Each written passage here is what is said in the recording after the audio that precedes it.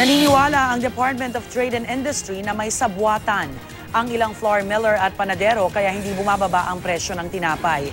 Kaya naman irerekomenda na nila sa NBI ang pagsasampa ng mga reklamong collusion at profiteering laban sa mga umano'y nananamantala. Narito ang report ni Julius Segovia. Mabigat pa rin daw sa bulsa ang tinapay na paboritong almusal at pambaon sa eskwela. Mahigit 70 pesos ang branded na Tasty. 45 pesos naman ang pinakamahal na pakete ng 10 pirasong pandesal. Pero sa kwenta ng DTI, halos 2 piso pa ang pwedeng bawas presyo sa loaf ng Tasty. Aabot naman sa 70 sentimo sa kada pack ng pandesal. Noon pang bago magpasko ang bawas presyo na iniuro ngayong pasukan, pero hindi rin naman natuloy. Ang problema, paano bababa ang presyo ng tinapay kung idinadahilan ng mga panaderong mahal pa rin ang nabibili nilang harina sa merkado?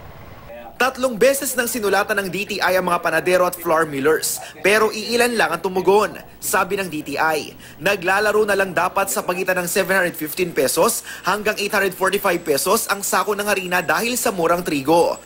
Pero umaabot pa sa mahigit 700 piso ang sako ng magandang klase ng harina sa lokal na pamilihan.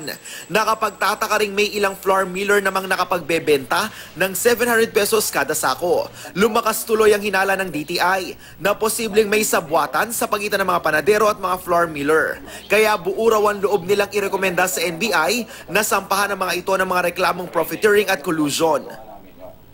Papatunay ng aming suspetsya na meron pong nagsasabwatan o nakikinabang sa malaking pagbaba ng presyo ng trigo. Alam naman po lahat ng mga negosyante na dapat bumaba ang harina at dapat din bumaba ang tinapay.